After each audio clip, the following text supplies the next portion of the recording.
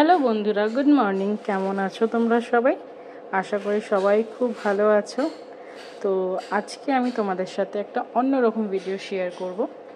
ভিডিওটা হচ্ছে চিড়ে ভাজার ভিডিও। তোমরা তো অনেকেই মার্কেটের চিড়ে ভাজা খেয়েছো, ট্রেনে বাসে সবসময় খেয়ে থাকো। তো আমার কাছে না এই চিড়েগুলো এক্সট্রা ছিল বাড়িতে, অনেকেই চেয়েছিলো। এখানে তোমরা দেখতে পারছো, এখানে তোমার পাতলা চিড়ে, মানে মোটা চিড়ে আর এটা পাতলা চিড়ে দুটো ছিল। তো আমি দুটোকে ভালো করে পরিষ্কার করে নিয়ে একটা থালাতে আমি ঢেলে রেখেছি, যেহেতু অনেক দিন ধরে বাড়িতে রাখা ছিল। তো আজকে আমি চিড়েগুলো তোমাদেরকে ভেজে দেখাবো। অনেকটাই চিড়ে আছে, আমি একটা বড় থালাতে আমি ঢেলে রেখেছি, যেহেতু অনেক দিন ধরে চিড়েগুলো ছিল আমার কাছে এক্সট্রা। তো চলো তোমাদের সাথে আমি আজকে শেয়ার করব চিড়ে ভাজা রেসিপি।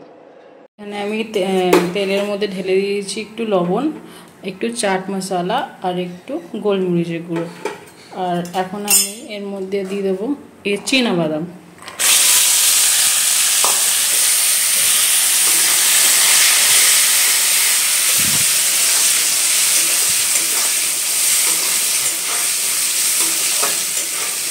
এই বাদামটা একদম হালকা করে ভেজে নিতে হবে, বেশি শক্ত হয়ে গেলে কিন্তু ভালো লাগবে না।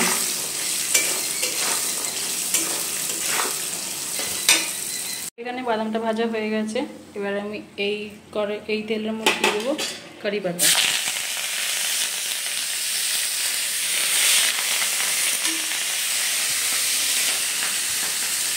তার মধ্যে দিয়ে দেবো শুকনো লঙ্কাগুলো। এবার ভাজবো আমি চিড়ে। আমার এইখানে যে তেলটা ছিল, আমি কিন্তু একটা অন্য পাত্রেতে তেলটা ঢেলে রেখেছি। এই চিড়ে ভাজাটা কিন্তু একদমই হবে ড্রাই, কোনো তেল দিয়ে বা ঘি দিয়ে ফ্রাই হবে না। তো এই চিড়ে ভাজাটা হবে একদমই মানে ড্রাই।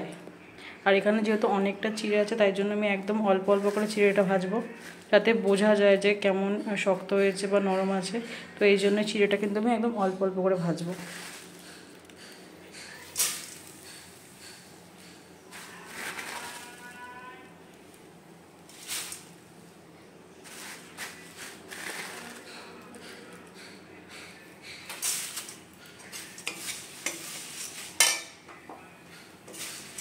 এই যে আমি একদম অল্প নিয়েছি চিড়ে, যাতে বুঝতে পারি আমি যে ভাজাটা ঠিক কেমন হয়েছে।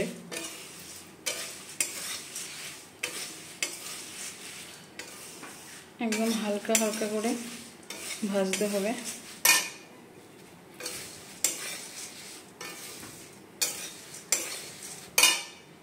এখানে আমার চিড়ে ভাজাটা কমপ্লিট হয়ে গেছে।